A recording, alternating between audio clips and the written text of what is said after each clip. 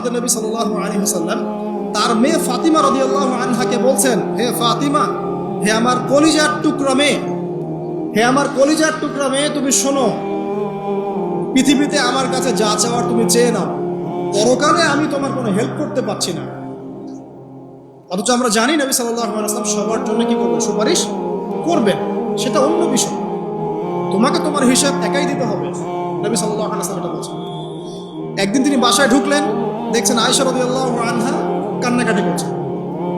আয়েশা, আর বলে রাখি, আয়েশা রাদিয়াল্লাহু আনহা সম্পর্কে আমাদের নবীজি বলেছেন, তাকে প্রশ্ন করা হচ্ছে, আপনি পৃথিবীতে সবচেয়ে বেশি কাকে ভালোবাসেন? তিনি বলছেন আয়েশাকে। তারপরে কাকে ভালোবাসেন? আবু বকর। তারপর কাকে ভালোবাসেন? ওমর। কথা বুঝতে পারছেন? সেই আয়েশা রাদিয়াল্লাহু আনহা বাসায় কান্নাকাটি করছেন। তিনি বলছেন, কি জন্য কাঁদছো হে আয়েশা? আয়েশা রাদিয়াল্লাহু আনহা বলছেন, জাহান্নামের আযাবের ভয়ে আমি কাঁদছি। কি হবে ইয়া রাসূলুল্লাহ আমাদের শেষ? তখন আল্লাহর নবী তার স্ত্রীকে বলছেন, যাকে তিনি সবচেয়ে বেশি ভালোবাসেন, তাকে বলছেন, তিনটা ক্ষেত্র বা তিনটা জায়গা আছে যখন পৃথিবীর কোনো মানুষকে চিনতে পারবে না পরকালে, এমনকি আমিও তোমাকে চিনতে পারবো। সেটা কি?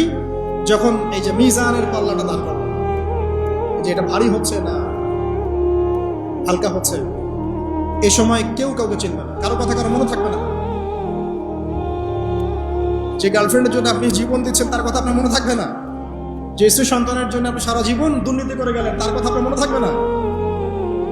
এমনকি যে স্ত্রীর কাছে আপনি অনেক প্রেমময় স্বামী, সেও আপনার কথা মনে রাখবে না যখন মিজানের পাল্লাটা উঠবে। দুই, যখন আমল নামা ছুড়ে দেওয়া হবে, আমল নামা এভাবে উন্মুক্ত করে ছুড়ে দেওয়া হবে, ইকরা কিতাবাক, তুমি আজকে তোমার কিতাব পড়ো, ওয়া কাফা বিনাফসিকা আল-ইয়াওমা আলাইকা হাসিবা, আজকে তুমি নিজেই তোমার নফসের হিসাব নেওয়ার জন্য যথেষ্ট।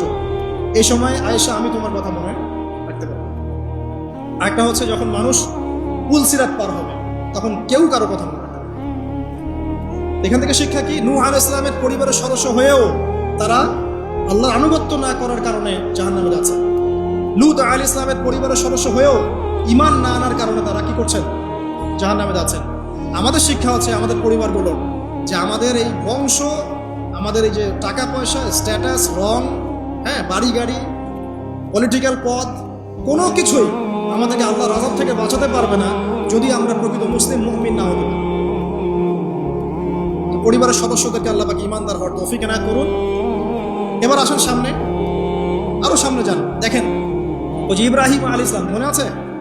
বাবা হচ্ছে ওই সমাজের সবচেয়ে বড় লিডারের ডান হাত, নমরুদের ডান হাত। সে হচ্ছে মূর্তি পূজারীদের সর্দার, মানে মূর্তি সে বানাতো, স্ট্যাচু মেকার। ইব্রাহিম আলাইহিস সালামকে আল্লাহ পাক ওই ঘরেই জন্ম দিয়েছেন যেখানে তার বাবা একজন শিরকের কাণ্ডারী। ইব্রাহিম আলাইহিস সালাম তাকে বোঝানোর চেষ্টা করলেন, বাবা এটা শিরক, এটা শয়তানের কাজ, এখান থেকে ফিরে আসো, আমি তোমার জন্য আল্লাহর কাছে দোয়া করবো ইত্যাদি। বাবা তার কথা শুনলো না।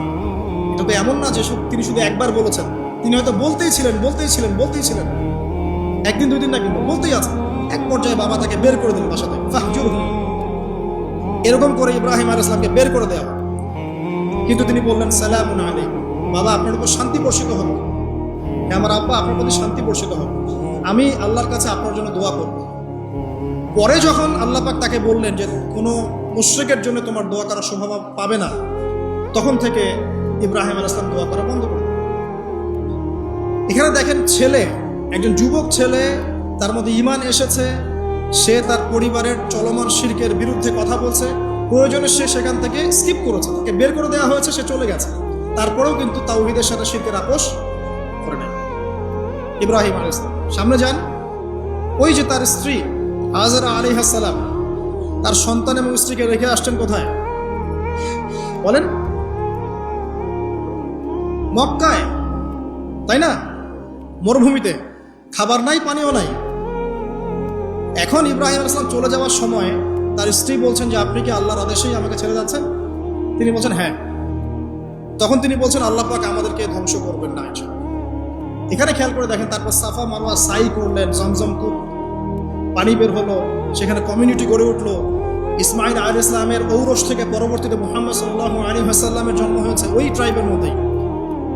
তো এখানে খেয়াল করেন, এই যে সন্তান ইসমাইল আলাইহিস সালাম, তিনি যখন একটু বড় হচ্ছেন, তখন ইব্রাহিম আলাইহিস সালাম আসছেন, এসে বলছেন আমি স্বপ্ন দেখেছি, ইয়া বুনাই আমি স্বপ্ন দেখেছি, ইন্নী আরা ফিল মানামি আন্নী আসবাহুক, আমি স্বপ্ন দেখেছি আমি তোমাকে জবাই করছি, ফানজুর মাযা তারা, তোমার কি রায় আমাকে বলো। তো এখন ইসমাঈল আলাইহিস সালাম বলছেন, কিশোর ইসমাঈল, ইয়া আবাতি, হে আমার বাবা, ইফআল মা তু'মার, আপনি সেটাই করেন যা আল্লাহ আপনাকে আদেশ করেছেন। সাতাজিদুনি ইনশাআল্লাহু মিনাস সাবিরিন, ইনশাআল্লাহ আপনি আমাকে সবরকারী পাবেন। কার কথা এটা? ইসমাঈল আলাইহিস সালামের কথা। এখন খেয়াল করে দেখেন, ইসমাঈল আলাইহিস সালামকে কিন্তু তার বাবা 24 ঘন্টা কাছে রেখে মানুষ করেন নাই। কারণ তিনি থাকতেন ওই যে প্যালেস্টাইনে, সেখানে আরেকজন স্ত্রী আছেন সারা আলাইহিস সালাম, আসা যাওয়া করতেন।